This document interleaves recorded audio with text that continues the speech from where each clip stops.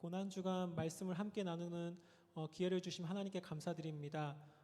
이번 한 주간 동안 저희가 찬양과 또 하나님의 말씀과 또 특별한 찬양으로 우리가 한 주간 보낼 예정인데요. 그 가운데 하나님께서 주시는 말씀을 가지고 우리가 깊게 묵상하며 주님의 고난을 따르는 여정으로 저희가 한 주간 보내길 원합니다. 우리가 다 함께 찬송하시겠습니다.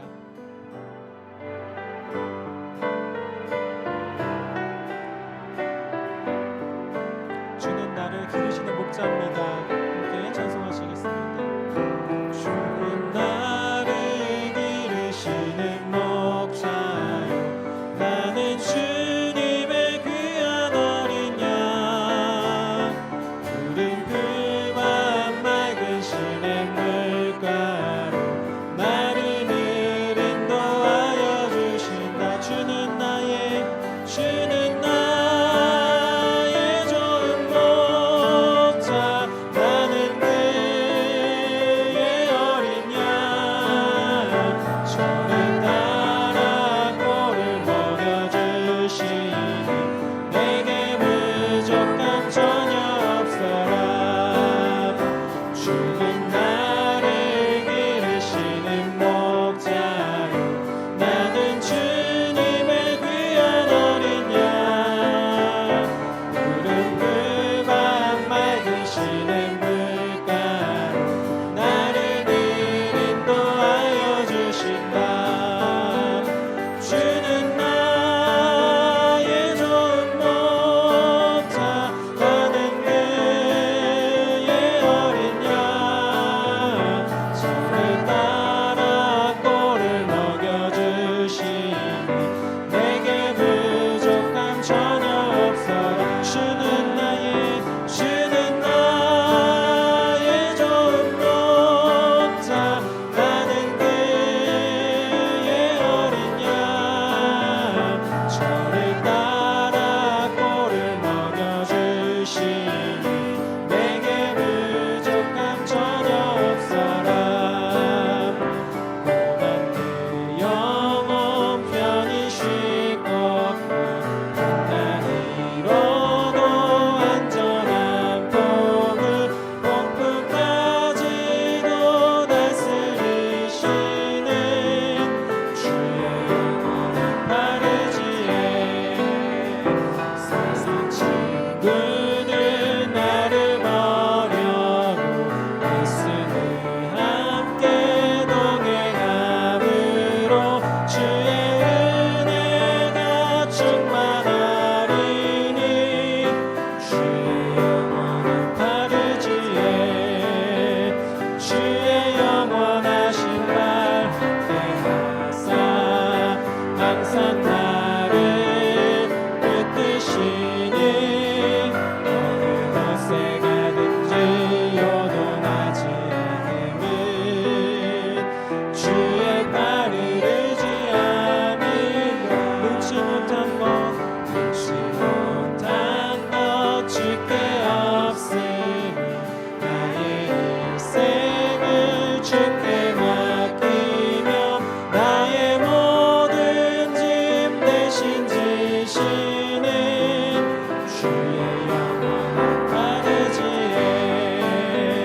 주의 영원하신 발 함께하사 항상 나를 붙드시니 어느 곳에 가든지 요동하지 않으는 주의 발을 의지함이라.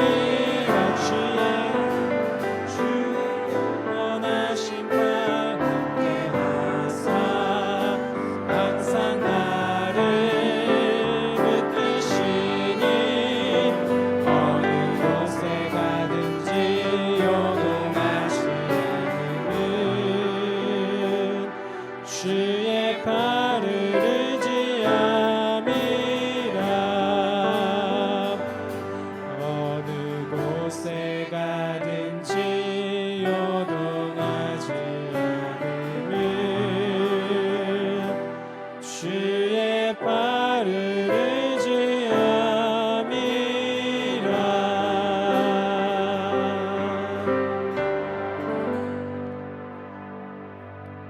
하나님 아버지 감사합니다. 하나님, 이 땅에 오셔서 주님께서 우리에게 보여주신 그 고난의 길과 주님께서 맡겨주신 그 귀한 사명을 걷는 그 길을 우리에게 보여주심에 감사드립니다. 주님께서 우리에게 보여주신 사랑과 또 은혜와 그 신실함에 덧입어 저희가 오늘을 살아갑니다. 오늘부터 함께하고 있는 그 고난주간 가운데 우리가 주님의 말씀에 더 가깝게 하루를 살아가고 또 주님께 큰 영광을 돌려드리는 귀한 한 주간이 되길 원합니다. 우리의 삶을 붙잡아 주옵시고 말씀으로 새롭게 시작하는 그 하루 가운데 하나님 함께 하셔서 우리가 주님의 말씀대로 살아가며 오늘의 주님께서 걸어가신 그 고난의 길을 더욱더 깊게 묵상하는 귀한 하루가 될 수 있도록 하나님 역사하여 주시옵소서. 하나님 아버지 감사합니다. 예수님의 이름으로 기도드렸습니다.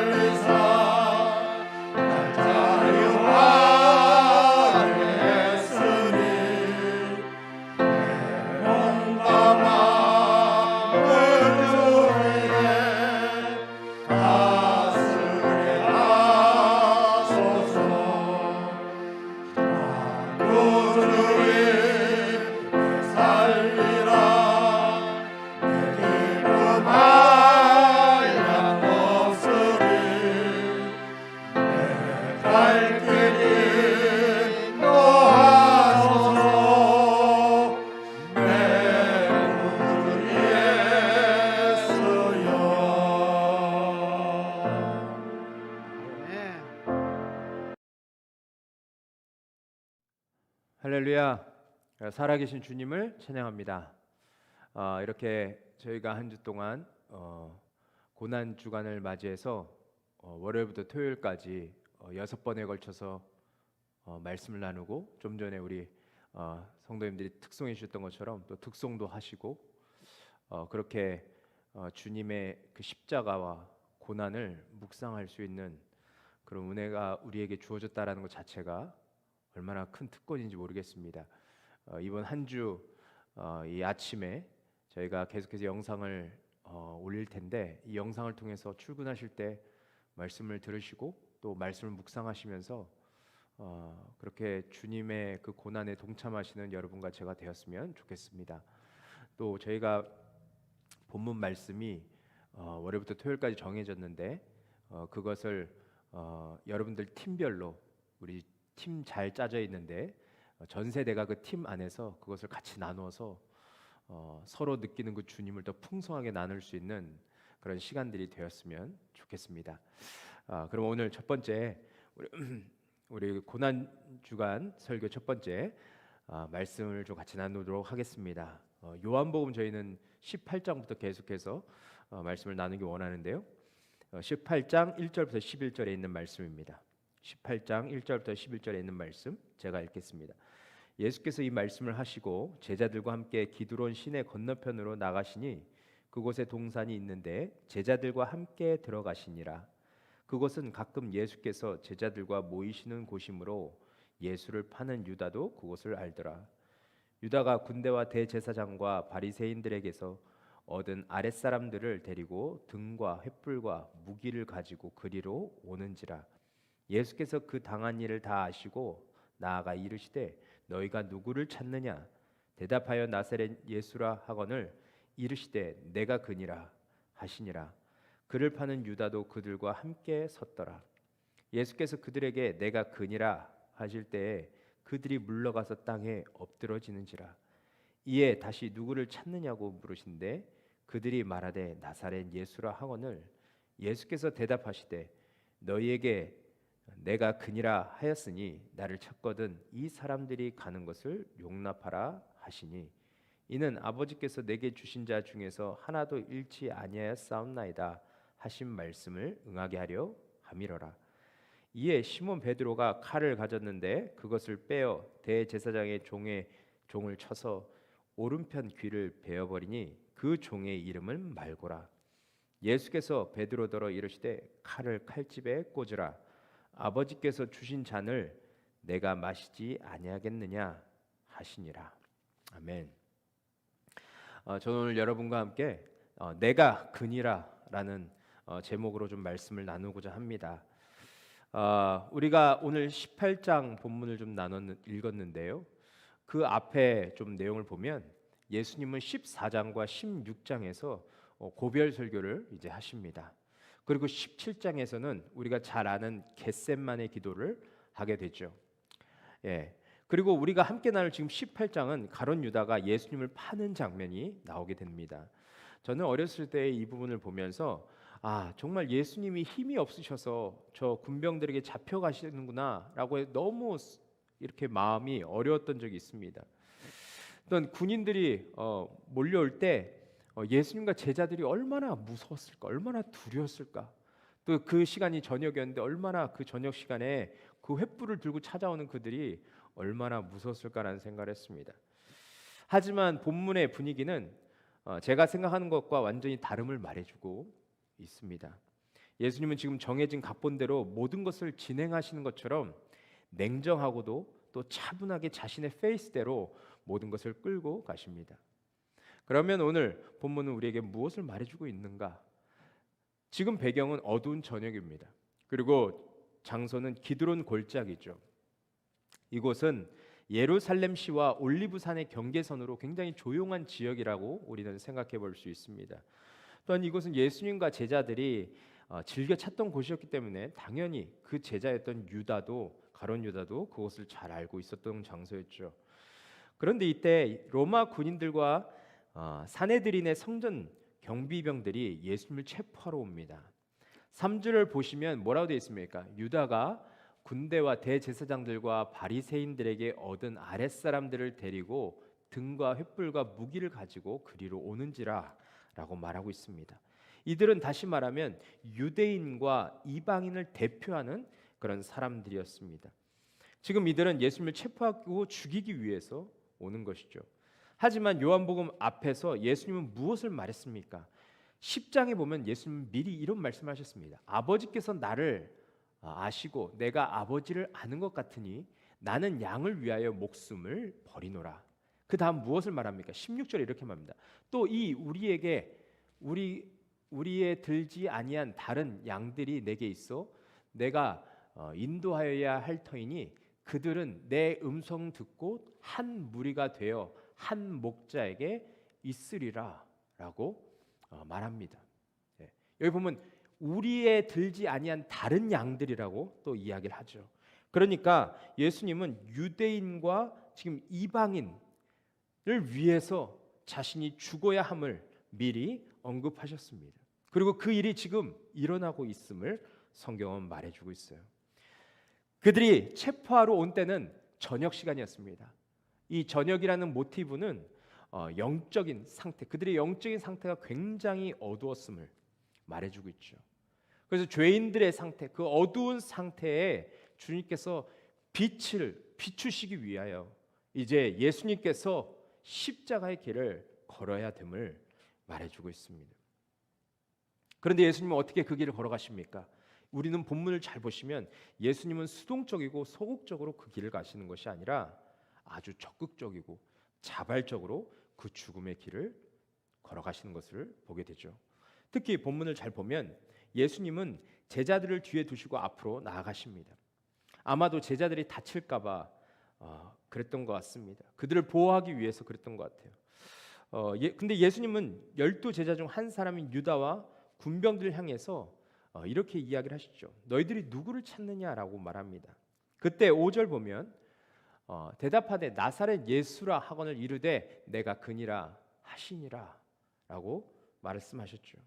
예수님은 그들에게 이렇게 말합니다. 내가 그니라 라고 말합니다.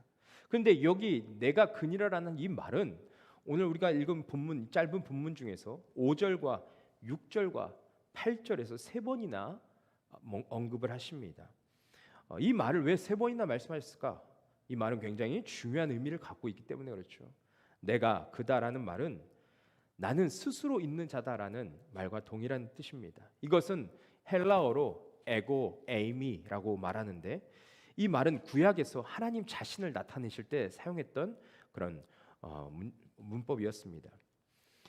그런데 요한복음에서 이 예수님이 특별히 어떤 표적과 자신을 드러내실 때 이 말씀을 계속해서 언급하시는 것을 우리는 보게 됩니다. 요한복음 6장 35절 보시면 나는 생명의 떡이니라고 말씀하고 계시고 8장 12절 보시면 나는 세상의 빛이니라고 말씀하십니다. 또한 11장 25절에 보면 나는 선한 목자라라고 말씀하시고 마지막으로 요한복음 11장 25절 보면 나는 부활이요 생명이다라고 말씀하세요. 이렇게 자신이 누군지를 말씀하시는데 이것은 바로 무엇을 말하고 있냐면 나는 바로 신적인 존재고 하나님의 아들 뿐만 아니라 너희를 구원할 구원자라는 것을 분명히 나타내주고 있는 말인 것입니다. 그런데 특별히 여기서 자신의 이름을 강조한 것은 나는 양들을 위해서 죽어야 할 목자임을 밝히기 위해서였습니다. 여러분 선한 목자, 예수님은 자신을 선한 목자라고 비유하시는데 선한 목자는 어떻습니까? 늑대나 맹수가 양들을 향해서 공격해 올 때 도망가지 않고 나가서 생명을 버리는 것이 바로 선한 목자입니다.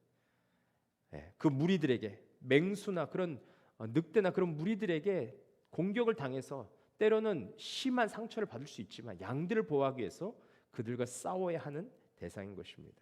그처럼 예수님은 선한 목자이시기 때문에 우리를 대신해서 우리를 살리시기 위해 우리를 보호하시기 위해서 자신의 생명까지 기꺼이 우리를 위해서 주실 수 있는 분이심을 말하고 있어요. 마가복음 10장 45절 보시면 예수님이 이 땅에 오신 목적에 대해서 말씀하고 있습니다. 인자가 온 것은 섬김을 받으려 함이 아니라 도리어 섬기려 하고 자기 목숨을 많은 사람의 대속물로 주려 함이니라 라고 예수님은 자신이 이 땅에 오신 그 목적을 분명하게 말해주고 있어요. 나의 목숨을 많은 사람들을 대신해서 대속물로 그들 대신해서 내가 죽기 위해 오셨다라고 분명히 말하고 있습니다. 여기 지금 모인 사람들은 예수님께서 내가 크니라 라고 말했을 때 어떻게 반응했습니까? 놀랍게도 6절 보시면 이렇게 반응합니다. 예수께서 그들에게 내가 크니라 하실 때 그들이 물러가서 땅에 엎드러지는지라 라고 말하고 있습니다. 이 말은 우리가 조금만 생각하면 참 아이러니한 부분입니다. 지금 유대인 군과 로마 군인이 함께 왔으니까 여러분 그 숫자가 어마어마했을 것입니다. 또한 그들은 무기를 갖고 왔습니다. 횃불을 들고 왔습니다. 그런데 예수님과 제자들은 그런 무기들이 없습니다. 그런데 지금 누가 두려워 떨고 있습니까? 바로 그 군인들이 두려워 떨고 있습니다. 이것은 바로 주객이 전도된 현상이라고 우리는 말할 수 있는 것이죠. 예수님은 너무나도 당당하시고 오히려 체포하러 온 사람들이 두려움에 사로잡힌 이 상황이 너무나도 아이러니한 모습이 아니겠습니까? 여러분 지금 이 상황이 이해가 되십니까? 그런데 왜 그들은 두려움에 사로잡혔을까요? 주님 앞에선 죄인들의 모습을 제대로 보여주고 있는 장면이 아닌가라는 생각을 해봅니다. 그 하나님의 아들이시고 신적인 존재시고 우리를 구원하실 그 구원자 앞에 선 죄인들의 모습은 당연히 이뤄야 된다라는 것을 보여주기 위해서 이런 부분들이 기록된 것이 아닌가라는 생각이 듭니다. 그런데 예수님은 그들에게 자신의 몸을 맡기십니다. 분명 그들이 십자가 예수님을 넘길 것을 아셨지만 마치 정해진 길을 걸어가는 것처럼 그 길을 걸어가십니다. 이것을 제자들이 봤을 때 어떤 마음이 들었을까요? 제자들은 예수님과 다른 마음이 들었던 것 같습니다. 예수님은 그 길을 가셔야 된다는 걸 아시고 담담하게 그 길을 걸어가셨지만 제자들은 이것을 어떻게 해서든 우리가 막아야 된다라고 생각했던 것 같습니다. 지금 급박한 상황 속에서 그들은 예수님을 지켜야 한다고 생각을 했죠. 그래서 행동에 가장 먼저 앞서는 베드로가 10절에 보니까 대제사장 종의 귀를 쳐서 베어버립니다. 하지만 여러분 제자들이 몰랐던 것이 무엇입니까? 그것은 예수님이 가셔야 하는 그 십자가의 길은 누구도 막을 수 없다라는 거예요. 하나님께서 정하신 길은 누구도 막을 수 없습니다. 우리의 어떠함으로도 하나님의 계획을 막거나 방해할 수 없음을 말해주고 있어요. 그래서 이러한 상황 가운데 있는 우리의 마땅한 태도는 무엇입니까? 하나님의 말씀에 하나님의 뜻에 철저히 순종하는 것입니다. 그 병사들이 그 주님 앞에서 엎드렸던 것처럼 하나님이 말씀하실 때 하나님의 뜻 앞에서 우리는 날마다 겸손하게 엎드려서 그 말씀에 순종하는 자세가 우리에게 필요한 것입니다. 어찌됐든 예수님은 이제 하나님이 계획하셨던 그 구속 계획을 완성하기 위하여 이제 그 일을 시작하십니다. 구약에서 시편 기자들과 선지자들이 말한 것처럼 예수님은 이 땅의 모든 죄를 말끔히 씻으시는 그 자리로 이제 드디어 가십니다. 시편 75편 8절에 보면 이런 말씀이 있습니다. 여호와의 손에 잔이 있어 술 거품이 일어나는도다. 속에 썩은 것이 가득한 그 잔을 하나님이 쏟아 내시나니 실로 그 찌꺼기까지도 땅의 모든 악인이 기울여 마시리로다 라고 되어 있습니다. 또한 이사야 51장 17절에 뭐라고 되어 있습니까? 여호와의 손에서 그의 분노의 잔을 마신 예루살렘이여 깰지어다 일었을지어다 내가 이미 비틀거름치게 하는 큰 잔을 마셨다 비웠도다 이렇게 말하고 있습니다. 이 세상을 향한 하나님의 진노를 완전히 해결할 수 있는 제물로 하나님은 아들을 준비시켰다는 거예요. 그리고 그 아들에게 하나님의 진노의 잔을 부으시죠. 한 방울도 남기지 않고 다 쏟아 부으십니다. 그래서 예수님께서 십자가에서 내가 목마르다 라는 말에 이어 내가 다 이루었다 라고 말씀하시기까지 그 모든 죄의 찌꺼기를 다 주님이 마시게 될 것을 구약은 말해주고 있어요. 마지막으로 요한은 이렇게 선포했죠. 요한복음 제일 앞에 1장에 가보면 1장 29절에서 이튿날 요한이 예수께서 자기에게 나오심을 보고 이르되 보라 세상 죄를 지고 가는 하나님의 어린 양이로다 라고 말합니다. 이 엄청난 일을 이루기 위해서 죄 없으신 우리 주님께서 양같이 군병들에게 끌려가시죠. 그것을 말하고 있어요. 왜 끌려가셨습니까? 이 땅에 하나님의 허락하시는 그 진정한 샬롬, 그 진정한 평안이 우리에게 다시 한번 회복되게 하기 위해서 하나님은 그 길을 계획하셨고 그 길에 하나님의 단 하나뿐인 아들 예수 그리스도를 그 길로 보낼 수밖에 없었다는 것을 말하고 있습니다. 그래서 우리 주님은 자발적으로 그 고난의 잔을 마시게 된 것이죠. 저는 오늘 하루를 시작하는 여러분과 제가 꼭 묵상해 볼 것이 있습니다. 그것은 바로 두 가지인데 첫 번째는 이겁니다. 내가 그라라고 말씀하시는 주님을 나는 어떻게 맞이하고 있는가라는 겁니다. 두 번째는 예수님께서 스스로 십자가로 나아가셨던 이유가 무엇인가? 이 두 가지 질문을 오늘 우리 각자에게 스스로 던지면서 그 질문의 대답을 찾아가면서 주님께서 우리에게 주시는 그 은혜를 풍성하게 누리는 그런 하루가 되었으면 좋겠습니다.